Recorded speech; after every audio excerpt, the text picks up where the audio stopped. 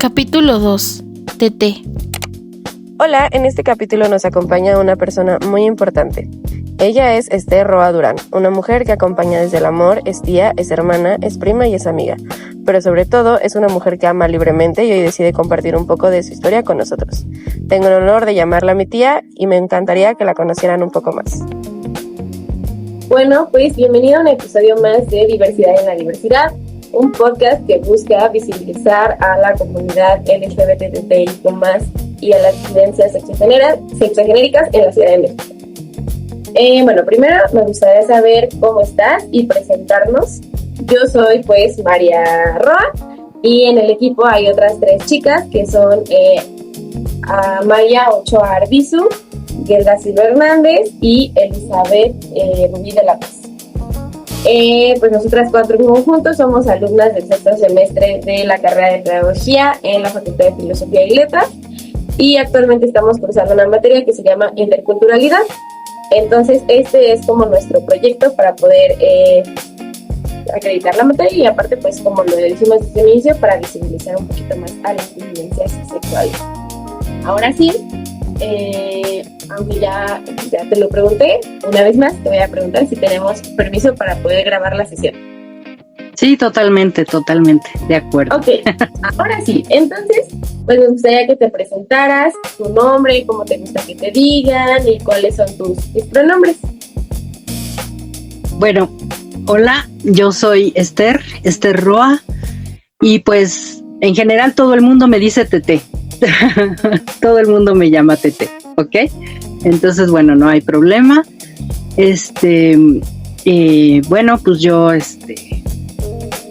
vivo en la Ciudad de México, nací en la Ciudad de México, toda mi vida prácticamente la he pasado aquí, con una pequeña estancia de 5 años en el estado de Chiapas, pero todo el tiempo siempre en la Ciudad de México, ¿no? No sé, tú dime qué más. Bueno, para fines de la entrevista, pues nos gustaría que nos dijeras cómo te identificas dentro de la comunidad. Bueno, yo soy 100% lesbiana. 100%. Ok. Ahora nos gustaría que nos contaras un poquito sobre la parte de tu infancia y juventud respecto a pues que eres una mujer lesbiana y que vives en la Ciudad de México. Bueno, mira, te cuento que yo tuve una infancia pues linda como la gran mayoría de las personas, pero sí dentro de un núcleo familiar de mucha sobreprotección, sobre todo por la parte materna. O sea, sí, solo tengo una hermana y las dos siempre fuimos así como que súper cuidadas. Nuestra familia, pues, una familia tradicional, como comúnmente son en las familias de aquellas épocas. Yo actualmente tengo 54 años, ¿no? Para ubicar más o menos la época. Entonces, pues bueno, una infancia linda, muy tranquila, muy cuidada, pero digamos que todavía dentro de un entorno como muy inocente, ¿no? Con sí una ausencia de conocimiento de muchísimas cosas, incluso llegada a la adolescencia y poquito más de la adolescencia. Realmente yo carecía de conocimiento pues casi total en cuanto a lo que era la diversidad sexual, no tenía realmente un conocimiento, ¿no? Yo crecí siempre enfocada en cosas, en juegos como muy rudos. Me gustaba jugar a la pelota, siempre me gustó el fútbol americano. Cuando llegaba la época de pedir juguetes, por ejemplo, en los Reyes y cositas así, no tengo recuerdos de haber pedido muñecas o casitas o cosas por el estilo, sino que yo solía pedir carritos. Antes se jugaba mucho con esos juegos que había de ejércitos de soldaditos, ¿no? Y yo tenía muchos animalitos también de granja, una famosa casita del árbol que la conservé por muchos años, que era mi favorita. Y cuando salíamos de paseo, tengo muchísimos primos, muchísimos, y casi siempre solíamos hacer picnics y días de campo y cosas así, pero yo solía jugar mucho con mis primos varones, o sea, porque jugábamos a la pelota, jugábamos con las avalanchas, con las patinetas, con los patines, y bueno, así fue que fui creciendo. En la escuela siempre fui una niña como exageradamente tranquila. Si acaso alguna vez mandaron a llamar a mi mamá o a mi papá, fue para precisamente ver por qué era tan silenciosa y tan tranquila. Entonces, por ende, no tenía como muchas amigas en la escuela. Siempre era de tener una amiguita y con ella estar en el recreo y así. Otra cosa es que siempre estudié en colegio de mujeres. Siempre estudié desde el kinder hasta terminar la secundaria. Siempre mi colegio fue solamente de niñas, y básicamente tuve una o dos amigas en todo ese periodo, y siempre mis recreos eran con mi prima más cercana, que vivíamos en el mismo edificio juntas. Nos llevamos un año de diferencia de edad, entonces siempre cursamos la escuela juntas. Esa prima es por parte de la familia de mi papá, mi prima Eva. Así que pues somos como hermanas, ¿no? Crecimos sumamente apegadas ella y yo. Y bueno, después de esto entré a otra escuela a estudiar una carrera, el bachillerato, con una carrera comercial de 3 años de secretariado. Esta escuela también era solamente de mujeres. Ahí sí tuve un grupito un poquito más amplio de amigas, como 5. Y en ese punto, hasta ese punto que ya te estoy hablando de, pues después de los 16 años, ¿no? Entre los 15 y los 16, en ese punto fue que como que comencé a notar ciertas, no sé, como ciertas afecciones hacia las personas de mi mismo sexo, ¿no? O sea, siempre... Yo creo que conocí por primera vez a una persona con la que comencé a tener una afinidad mucho más allá que de simplemente ser amigas y ya, ¿no? O sea, le empecé a tomar mucho cariño y mucha admiración, y empecé a prestar mucha atención en las cosas que hacía, pero de manera muy inconsciente. O sea, vamos, eso fue progresando, pero pues sin que pasara ninguna otra cosa por mi cabeza, ¿no? Yo creo que el punto crucial donde me hice preguntas, así muy claramente, fue cuando casi terminábamos de cursar el 3er año y mi amiga me presentó a su novio y me dijo que tenía planes de casarse. Porque eso fue como muy impactante. O sea, eso me hizo sentir muy rara. Me puse como triste, como más rara, o sea, comencé a tener sentimientos muy encontrados, pero fuertes, o sea, muy, muy fuertes, y creo que hasta ese momento, y ya casi llegando a los 18 años, fue que comencé yo a ver y a hacerme preguntas. Ok, pues muchas gracias. Creo que es como muy importante poner este orden cronológico de que te fuiste dando cuenta, o las afecciones, y creo que para las personas que somos parte de la comunidad, muchas veces cuando aún no estamos completamente conectadas con lo que sentimos, siento que estos son los poquitos que nos despiertan cosas como de, ay, ¿por qué siento raro que mi amiga tenga novio? Si es mi amiga, no debería sentir raro que mi amiga tenga novio. Pero creo que son como los momentos en los que nosotros nos empezamos a dar cuenta de que hay algo más, ¿no? Que hay algo que a lo mejor no es lo heteronormado, bueno, que ahora ya le nombramos heteronormado, pero que creo que desde las infancias decimos como lo que no es normal, porque es lo que nos enseñan. Y creo que son como puntos muy claves. Ahora, después de contarnos un poquito de tu infancia y juventud, me gustaría saber si tú formas parte de algún pueblo originario, o, si no es el caso, hablarnos un poco sobre como la comunidad donde naciste, la localidad donde naciste y creciste.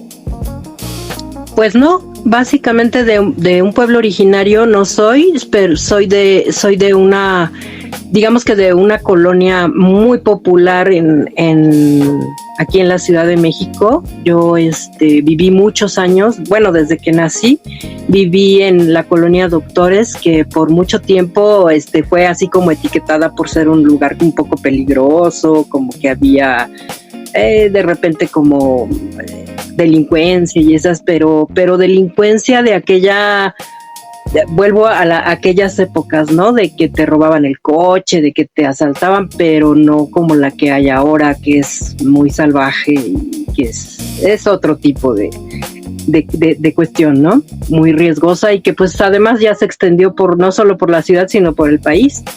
Pero vamos, mi entorno era como que todavía la comunidad dentro de la colonia nos conocíamos, o sea, a pesar de vivir en una ciudad tan grande, en una ciudad tan poblada, todavía se daba mucho la parte de conocer a los vecinos o de convivir un poco con ellos, incluso de hacer reuniones y demás, o sea, en cuestión de la gente del edificio, de la gente de la cuadra, ¿no? Que sí nos éramos como medio comunicativos. Yo la verdad te digo, tuve una infancia muy bonita, una infancia que recuerdo con mucho cariño. El hecho de haber estudiado pues tanto el kinder como la primaria y la secundaria en la misma escuela, pues también hizo que creáramos comunidad con la gente. O sea, los que estudiábamos, las niñas que estudiábamos en esa escuela, pero también los papás se llegaron a conocer y a convivir por mucho tiempo. O sea, mi mamá tenía un grupo de amigas, por ejemplo, creo que eran como 8, y solían reunirse para desayunar, salíamos y demás. Y yo creo que yo conviví un poco más con las niñas, con sus hijas, pero derivado de la amistad que crearon los papás. Porque incluso yo convivía con niñas que no estaban en mi grupo, ¿no? O que no estudiábamos todas en el mismo grado, pero se dio esa convivencia porque los papás generaron eso, ¿no? Ese más o menos era nuestro entorno. Ay, me parece como muy interesante porque lo pienso y actualmente pues creo que es complicado, ¿no? Generar ese tipo de comunidad con los vecinos o con las personas que te rodean, porque ya creo que entramos en un ritmo de vida muy acelerado en el cual que toda la gente todo el tiempo está, ¿no? Y creo que no existen como estos tiempos ni estos espacios para decir, ay, pues hola, ¿cómo se llaman? ¿Cómo están? Y creo que algo que eso sí podría decir que sigue pasando es que justo en las escuelas o en los espacios educativos los papás se hacen amigos y de esos muchas veces salen como los grupos de amigos de los niños. No necesariamente los niños se hacen amigos por los papás, pero es como bastante interesante. Bueno, ya hablando un poquito de dónde eres y así, pero que pertenece a la Ciudad de México, ¿hay alguna tradición, fiesta o costumbre que caracterice la zona en la que vives o en la que viviste? Mira, yo creo que hablando de fiestas y tradiciones, lo que está súper marcadísimo en mis recuerdos siempre son las Navidades, o sea, las Navidades y los fines de año, o la recepción del Año Nuevo, eran algo así como que wow, sobre todo en la infancia, ¿no? Pero todavía ya crecidas, siempre fue algo maravilloso, porque eran como que las reuniones familiares así fuertes, ¿no? O sea, era estar con la parte de la familia muy querida. Todavía durante muchos años pudimos estar tanto con mi abuela del lado de mi papá y mi abuela del lado de mi mamá.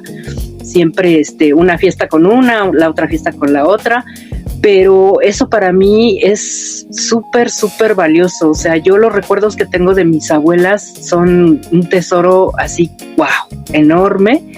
Y entonces, tanto esas fechas como, por ejemplo, el 10 de mayo, que pues es también una fecha que se celebra muchísimo, pero el hecho de que estuvieran mis abuelas es algo que yo atesoro muchísimo, ¿no? Yo los recuerdos que tengo con ellas son pues son increíbles, son invaluables, que nos juntáramos así en familia, los primos, mis tías, tengo recuerdos hermosísimos con mis tías, algunas que todavía están, la mayoría ya no, pero son tesoros, parte que fortaleció, ¿no? Y que alimentó mucho, pues mi vida, mi crecimiento. Yo creo que el de mi hermana y el de mis primos en ese momento, parte muy, muy valiosa, ¿no? Claro. Algo que pues también siempre hemos tenido muy presente, por ejemplo, pues son las fiestas del Día de Muertos, ¿no? Del poner las ofrendas, de poder recordar eso ya un poco más hacia acá, ¿no? A las personas pues que van dejando de estar, pero que siempre están ahí presentes, ¿no? Que siempre las tenemos en primerísimo lugar, ¿no? Esa es otra fiesta que es como que muy importante, como una tradición súper, súper importante. Ok, muchas gracias. Y bueno, ahorita más allá de las partes amables, lamentablemente estamos muy conscientes que al ser parte de las disidencias sexuales hay veces que nos atraviesan ciertas violencias. Entonces nos gustaría saber si puedes relatarnos algún acto de discriminación, relacionado con tu identidad cultural, rasgos físicos, lengua o identidad sexual que hayas vivido en algún momento de tu vida. Yo sentí, creo que un poco de eso que ahora le llaman bullying, podría ser, en la secundaria. Yo en la secundaria sentía un poco así como que como un poquito de rechazo, no sé si por mi carácter, por mi forma muy introvertida de ser, pero tanto dentro de la comunidad escolar, con algunas compañeras sentía bastante rechazo. Llegué a recibir en algún momento burlas directas, ¿no? Un poco sí, en cuanto a mi arreglo personal, que en realidad no era tanto arreglo, porque yo nunca fui mucho de ser así como cute, linda, no, esas cosas nunca fueron como que me atrajera más, y era como que una parte, ¿no? En la que me solía molestar la gente, pero quiero recalcar que no fui víctima de algún daño o de alguna agresión más fuerte, y dentro de la comunidad pues creo que no, o sea, siempre recibí más amabilidad que otra cosa, que acciones de agresividad o algo así, o sea, me siento afortunada por esa parte. Ok. No. Ok, pues creo que es como lamentable pensar que actualmente aún hay ciertos como violencias que se siguen replicando, ¿no? O sea, como esta parte del aspecto físico. Creo que, sobre todo en mujeres, solemos ser a veces un poco, ¿cómo decirlo? Sí, como que criticamos a que no es como super cute, como dices tú, ¿no? Como super cute, girly, rosita y así. Creo que sí ha habido como un avance, sin embargo, pues creo que hay espacios en los que ciertamente se siguen replicando. Y bueno, igual es un caso como bastante interesante analizar, porque tú ibas a una escuela de puras mujeres. Entonces, claramente eso también era como, es algo como que da para hablar. Porque pues eran puras mujeres conviviendo con puras mujeres, y al final de cuentas era como estos estigmas de cómo debe verse una mujer 100%, ¿no? Ajá. Bueno, ahora, ¿cómo ha sido para ti, Tete, identificarte como una persona lesbiana dentro de tu comunidad, dentro de tu localidad, dentro de la Ciudad de México? Pues no fue sencillo en un inicio, como yo creo que pues, el 99.9% de los casos, quiero pensar, porque pues en todos están sus bemoles, y obviamente pues no iba a ser la excepción. Para mí, desde mi persona y desde mi percepción interna, estaban ahora sí que los primeros frenos y los primeros grandes miedos, porque antes de querer enfrentar o antes de querer decir nada, el primerísimo temor o el primerísimo miedo era conmigo misma, o sea, en la aceptación personal, pues creo que es la parte más difícil, ¿no? O sea, el momento en el que yo te mencionaba que comencé a sentir cosas así tan raras y fuertes con mi amiga, pues me orillaron a hacer preguntas, pero como yo siempre he sido, te digo, una persona muy callada y muy introvertida, no me resulta fácil pues hablar con la gente, y menos de algo que ni siquiera estaba sabiendo como que era concretamente. Así que me di en la tarea más de ser como de investigar, de leer. Yo te voy a hacer unas comillas. Yo soy muy amante de la lectura desde muy joven, muy joven. Me ha gustado mucho leer. Es algo en lo que paso mucho tiempo y me encanta. Y entonces creo que la lectura fue algo que me empezó a sacar. Fue lo que ahora sí que fue mi vela de salvación, porque pues por ahí comencé. Yo era una rata de biblioteca.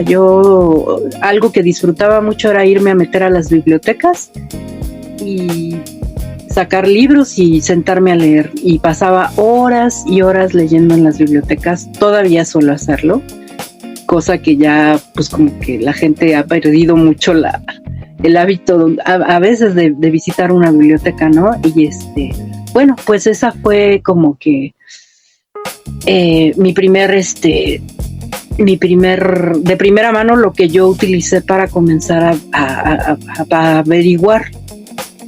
Fíjate cómo han cambiado las cosas, ¿no? Ahora quizás lo primero que haría sería meterme a Google, ¿no? A investigar algo. Bueno, no, ya Google ya se quedó atrás. Creo que ahora sería ChatGPT o algo así. Pero no, pues ahí comencé a investigar, comencé a leer, y pasó mucho tiempo como para que yo, pues, no sé, tuviera alguna acción o alguna reacción al respecto. Con lo que sentí en el momento, lo que estaba pasando con mi amiga, realmente no hice absolutamente nada. O sea, simplemente lo dejé correr, lo dejé pasar. Pasaron más años, y yo creo que hasta el momento en el que yo viajé a la ciudad de Oaxaca, porque me embarqué en una misión proselitista, una misión religiosa, de proselitismo, para compartir la palabra de Dios y prestar servicio en comunidades en Oaxaca. Lo hacíamos en pareja, lo hacíamos siempre de dos en dos, dos compañeras, lo hacíamos siempre así. Hasta ese momento, en alguno de mis cambios conocí a tuve a una compañera con la que obviamente convivía las 24 horas del día, porque vivíamos juntas en la misma habitación. Y en ese preciso momento fue cuando realmente pude como vislumbrar lo que me pasaba, lo que sentía, que era real lo que me estaba ocurriendo, porque me sucedió justo con esa persona. De hecho, creo que fue mi tercer compañera. Con las dos primeras conviví perfectamente bien, hacíamos nuestro trabajo y todo, y con ella de la misma manera, hacíamos nuestro trabajo, convivimos perfectamente bien, pero hubo algo más, hubo ahí un clic, y yo creo que lo muy determinante es que no fui solo yo, sino que fuimos ambas, obviamente. Entonces, eso creo que fue mi despertar completo. Con ella se dio una relación, sí, ya tal cual, o sea, con miedo, con un montón de preguntas, con mucha sorpresa, porque estábamos ahí trabajando para otra cosa además. Entonces sí fue como muy abrupto en el inicio, pero sí fue como que ya completamente abrir la puerta a algo que yo desconocía y que me quedó clarísimo.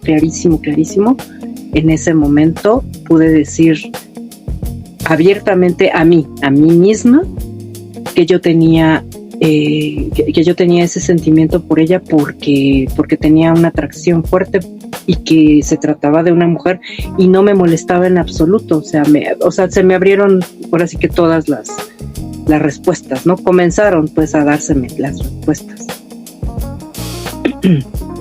Pues me parece muy impresionante como el lapso de tiempo que hubo entre lo de tu amiga, que quizás fue como la primera señal, ¿no? Vamos a decirle así, el primer indicio de algo como diferente, a la parte en la que ya llegamos a esta otra persona.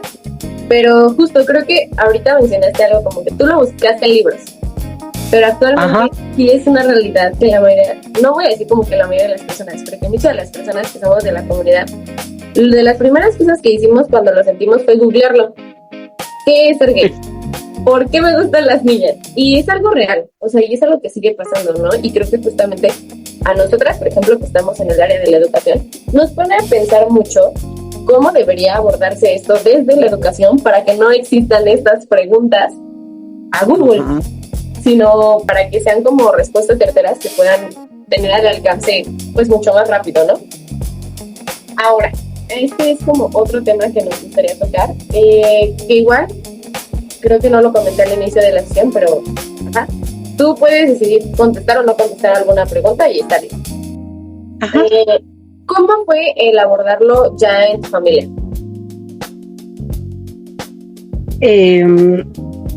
Yo tenía miedo.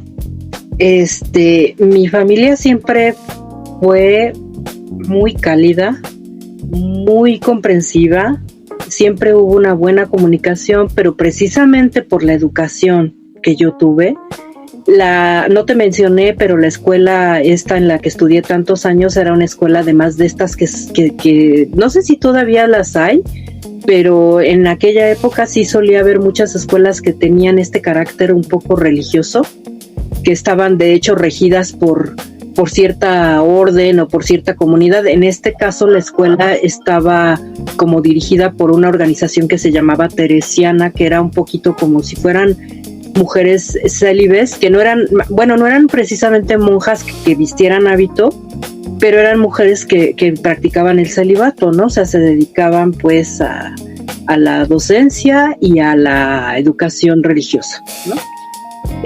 Nada más. Entonces teníamos incluso en la escuela siempre llevamos incluso una materia que tenía que ver con la religión católica. Entonces mi educación siempre fue así, muy tradicionalista en ese entorno. Entonces pues por ende yo, así fuera ya adulta, era como decir, pues esto no va a estar bien cuando mis papás se enteren, ¿no? O sea, esto no les va a caer, no les va a venir nada bien. Pero pues fue mucha mi sorpresa porque, claro, yo con quien más comunicación tenía directa era con mi mamá. Siempre tuve una relación fantástica con ella, muy, muy bonita. Y entonces, con la primera que tuve este contacto y esta apertura fue con ella. De entrada, le cayó obviamente como balde de agua fría y fue como, no supo cómo reaccionar, pero no reaccionó mal. O sea, fue mucho su desconcierto, fue como intentar un poco decirme, creo que a lo mejor estás confundida, las primeras cosas que te dicen, creo que te estás equivocando, tal vez no tienes la información suficiente, o sea, quiso decirme ese tipo de cosas. Yo no lo toqué tanto, o sea, no quise ser como que muy invasiva con ella, pero como con la persona que te digo que conocí, sí tuve una relación y la tuve por bastantes años, o sea, no fue corta, fueron años. Llegó un punto, bueno, del lugar que te dije que estábamos trabajando allá en Oaxaca y todo, ella y yo, cuando que se dio esta relación entre nosotras, ella y yo tuvimos una plática, también tuvimos una plática con la persona que nos lideraba en ese momento y fuimos muy abiertas y le hablamos y le dijimos lo que estaba ocurriendo entre nosotras. Entonces, bueno, nuestro líder nos dijo que pues que estábamos ahí pues porque teníamos una misión, porque íbamos a proselitar, porque íbamos a otra cosa. Entonces él nos dijo, bueno, ustedes dinos si quieren continuar realizando su trabajo, si quieren cortarlo aquí. Entonces nosotras platicamos, dijimos que sí, realmente teníamos el propósito de terminar con esa misión, así que decidimos como que ponerle un stop, ¿no? A esto que se había dado entre nosotras, sin despedirnos, o sea, como diciendo, vamos a terminar lo que vinimos a hacer y después nos ponemos en contacto y después hablamos y bla, bla, bla. Entonces así fue, terminamos el tiempo por el que yo me fui era 1.5 años. Cuando yo la conocí a ella ya llevaba un poco más de medio año, estuvimos juntas como 3-4 meses. Después de eso y de que hablamos, nuestro líder obviamente nos separó, nos asignó con diferentes compañeras y no volvimos a tener contacto hasta terminar nuestro trabajo ahí. Obviamente cuando regresamos a casa, ella vivía en Chiapas, yo en la Ciudad de México. Cuando volvimos a casa, nos volvimos a poner en contacto y fue cuando yo hablé con mi mamá y fue cuando yo le dije lo que estaba sucediendo. Yo lo abordé así como que de la manera más sutil que intenté, pero pues creo que no hay manera sutil, o sea, simplemente le dije que había conocido a una persona estando en Oaxaca y que pues que yo había descubierto que me gustaban las mujeres, así tal cual. Entonces pues fue donde mi mamá me dijo, no, tal vez estás confundida, es que realmente tú no has tenido pues novio, porque creo que en mi tiempo entre la secundaria y lo de la misión conocí a 2 chicos, ¿no? Con los que tuve una amistad.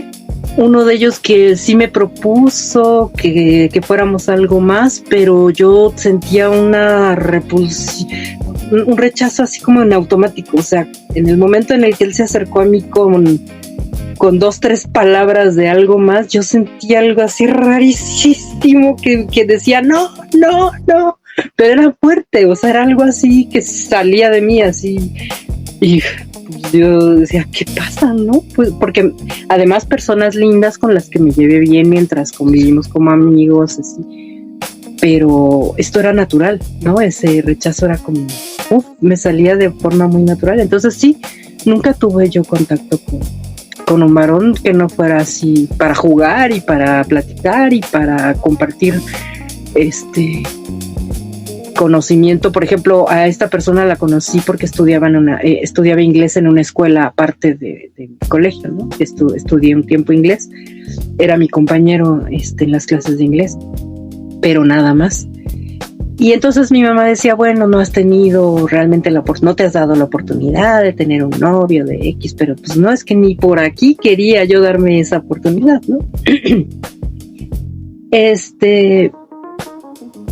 Cuando ya fue como más directo tener esta comunicación con mi mamá fue porque esta chica vino a la Ciudad de México y yo decidí llevarla a mi casa y decidí presentársela a mi mamá. Bueno, a mis papás, ¿no? Decidí presentárselas y decidí, pues, tomar las riendas, o sea, tomar el riesgo que tuviera que ser, diciéndoles que a esa persona que sí existía, que era de carne y hueso, que estaba ahí porque íbamos a retomar algo que comenzó tiempo atrás, pero que no queríamos dejar, y que yo necesitaba de su, pues, si no de su apoyo, pues sí de su comprensión o al menos de su aceptación, ¿no? De que ellos lo supieran. Y la verdad es que me sorprendieron porque aunque se les veía en su rostro sí como el desconcierto, no sé si un poco decepción, incomodidad, todas esas cosas que yo supongo que a los papás les pasan siempre, ellos fueron bien lindos, o sea, ellos siempre me brindaron su apoyo, o sea, ellos ante todo hemos sido siempre sus hijas y siempre fue, pues no te vamos a dar la espalda, ¿no? O sea, yo con mis papás siempre conté, eso sí lo puedo asegurar. Sí comenzó la tensión, comenzó la cuestión muy tensa, silencios, miradas, pero ahí estuvieron siempre, o sea, ellos sí estuvieron ahí siempre. Pues creo que lo hablábamos en los episodios anteriores con otras personas que hemos entrevistado. Las reacciones siempre son diferentes. Creo que es muy afortunado el que llega y dice como de, ay, bueno, sale de este closet y le dicen como de, ay, sí, órale, le hacen fiesta, ¿no? Y creo que lamentablemente en la mayoría de los casos no es así, siempre existe un desconcierto, una confusión, un no saber cómo abordarlo, pues creo que es como un balde de agua fría, como lo mencionas. Creo que no hay como ni hay una manera correcta para acercarte y decírselo a tus papás, ni hay una manera correcta, o ellos no hay un manual para que ellos digan o tengan las palabras correctas para nosotros, ¿no? Creo que cada quien lo hace con las herramientas que tiene y desde lo que puede. Ahora, ¿tú consideras, Tete, que aspectos como la cultura, la clase social, la religión o la lengua que hablamos son importantes respecto a la experiencia como parte de la comunidad? Por ejemplo, hablando de esta parte de que tú conociste a una persona en un espacio religioso. Sí, yo creo que sí pesan, yo creo que sí tienen mucho que ver porque estás como rodeada de cierto tabú, ¿no? Si estás creciendo o si has crecido toda tu vida dentro de un entorno bastante religioso, ¿no? Pues esto tiende muchísimo a llamarse pecado. O sea, el que tú tengas esta preferencia, el que tú tengas estos sentimientos, pues la comunidad en la que tú has crecido o de la que tú te rodeas lo etiqueta enseguida como, de entrada, como eso está mal, porque eso es un pecado, ¿no? Pero y si te quedas con esto, tú te empiezas a sentir una persona sucia, a sentir una persona con mucha culpa, a sentirte que no tienes el valor que los demás, ¿no? Que no vales lo mismo que las demás personas, y yo creo que eso causa mucho daño. A las personas. Yo siento que a mí me ayudó muchísimo lo que te decía hace rato, la cuestión de leer, porque yo desde muy temprana edad pues sí, leía cuestiones de la escuela, lo que tenía que leer, leía las cuestiones que nos dejaban en la parte religiosa de la escuela, sí, también, pero leía muchas otras cosas, y entonces como que mi mente comenzó siempre sí a abrirse a otros temas y como que a ver un poquito más allá del horizonte, ¿no? Más allá de lo que a mí me enseñaban en mi casa y de lo que a mí me enseñaban en el colegio, porque yo creo que si no hubiese tenido esa información, a lo mejor no me habría animado a ir esa vez que fui a decirle a mi mamá, yo siento esto y estoy convencida o estoy segura de que siento atracción por las mujeres, de que a mí me gusta una mujer. No creo que hubiera tenido ese valor si no hubiese tenido al menos un poco de información bastante previa en cuanto a ciertos temas que busqué yo sola, porque por parte de mi escuela o de mi familia nunca recibí nadita de ese tipo de información, la tuve que buscar yo. Pero de que influyen los entornos, la cultura, la educación, la religión por encima de todo, son cosas que pesan mucho, o sea, son cosas con las que hay que lidiar muchísimo, ¿no? Y yo creo que en todas las épocas. Sí, totalmente. Creo que no hay una época en la que, bueno, ojalá exista que haya una época en la que ya no se tenga que lidiar con eso, ¿no? No lidiar, pero que no sea algo que pueda como pisotear esta parte de la identidad sexogenérica. Creo que podemos ser personas religiosas, pero de la comunidad, pero que tengan una postura política y así, sin que una vaya por encima de la otra, ¿no? O sea, creo que eso es como... A lo mejor que soy muy idealista y deseo que en un universo algún día pase, pero estaría increíble. Ya casi para terminar, ¿qué piensas sobre la lucha por el reconocimiento de los derechos de las personas que formamos parte de la comunidad LGBTIQ+ en México? O sea, a esto me refiero con hacia dónde vamos, qué nos falta, qué piensas sobre, por ejemplo, la marcha o algunas otras formas de activismo. Mira, yo pienso que todo tipo de darle visibilidad a la comunidad es importante. Yo creo que cada vez que que se encuentran medios para poder hacer más visible a la comunidad es súper importante.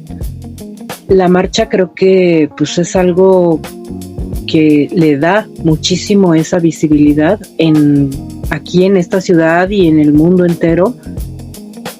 Yo la única cuestión en la que a veces no es que esté en desacuerdo, pero la parte que creo que a veces le ponemos nosotros mismos un poquito de piedritas en el camino es que como que a veces no estamos todos muy de acuerdo, ¿no? Yo sé que la diversidad se llama así por eso, porque somos muy diversos, ¿no? Porque dentro de la comunidad habemos personas con diferentes preferencias y con diferentes formas de sentir, de expresar, de ser. Eso lo comprendo bastante bien, pero a veces creo que cuando queremos luchar por algo, queremos luchar sobre todo por lo que tú mencionas, los derechos, que es lo más importante, el tener los derechos que cualquier persona en cualquier comunidad debería de tener. Debemos de hacerlo no violentando de ninguna forma, digamos que los derechos de los demás. No sé si me explico. Es que a veces hay parte de la comunidad que yo creo que, no sé si es mi percepción, pero hay veces que un poco se exceden, ¿no? En sus formas o en la manera en la que quieren expresar lo que sienten o lo que quieren, y a veces un poquito se pudiera faltar al respeto a cierta parte de la comunidad, y eso nos genera críticas o nos genera que demos un poquito de pasos hacia atrás. Yo creo que si nosotros estamos buscando el respeto de todas las personas en general, nunca debemos de traspasar ese velo y debemos de manejarnos con ese mismo respeto hacia todas las personas en general, ¿no? Pero bueno, fuera de eso, para mí es súper importante la lucha por adquirir lo que te decía, primeramente los derechos que todas las seres humanos debemos de tener, porque todos somos exactamente iguales, o sea, como seres humanos no hay ninguna diferencia, así que los derechos tendrían que ser los mismos para todas y para todos, deben de ser los mismos para todos y para todos. Las oportunidades deben de ser exactamente los mismos en el ámbito social, en el ámbito familiar, en el ámbito laboral. El ámbito laboral es algo sumamente importante. A mí me da gusto que ahora veo y me encuentro muchísimas más personas de nuestra comunidad en ámbitos en los que antes ni por aquí no tenías idea de que pudieran siquiera imaginar que los contrataran, ¿no? Ahora me da gusto encontrármelos en diferentes entornos, yo misma estar en alguno de ellos y que esto pueda crecer. Y en la parte que creo que hay que fortalecer mucho eso es en la parte de la educación, ¿no? En el correr de en esa etapa de entre los niños y los adolescentes, que también se requiere que se les dé visibilidad. Es súper importante. Es muy importante que tengan su espacio y que ese espacio sea cuidado. Claro, completamente. Justo en la entrevista anterior a esta hablábamos de cómo las y las niñas tienen que tener muchísimas más oportunidades de apertura para poder hablar de lo que sienten desde pequeños, desde pequeñas, porque pues muchas veces caemos en esto de es una etapa, se le va a pasar, algunos saben qué onda, y pues no, muchas veces podemos saber desde un inicio y creo que es importante.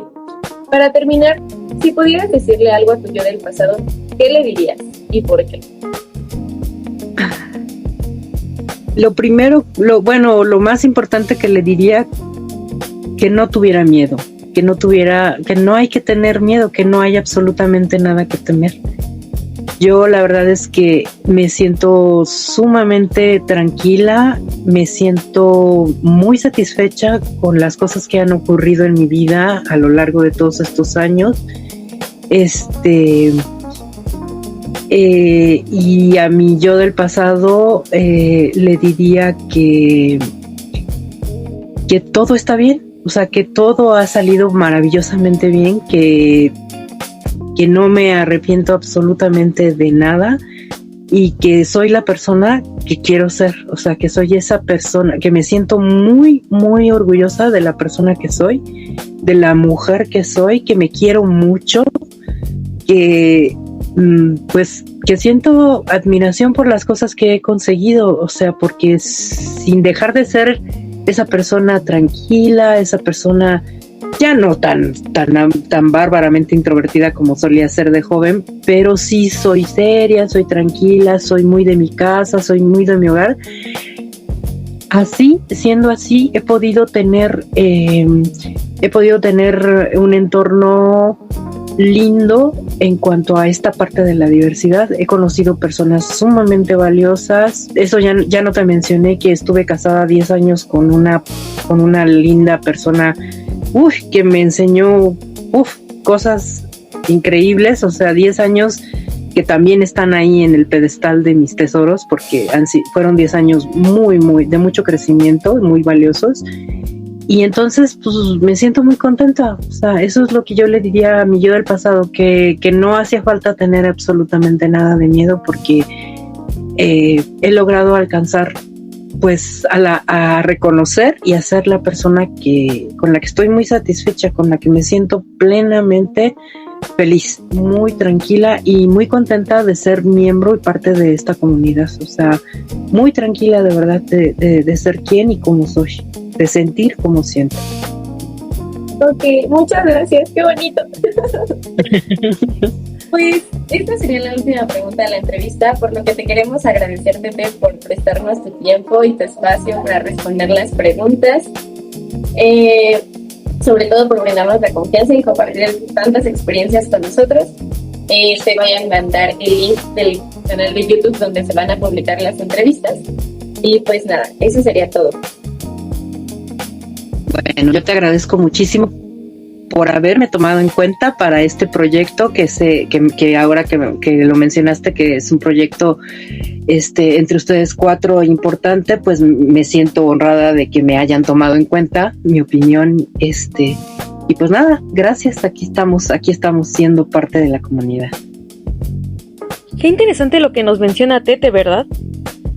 Estar en una escuela religiosa impactó en sus pensamientos y preferencias, debido a que estos ideales y prácticas de la religión se suelen oponer a la libertad de las disidencias.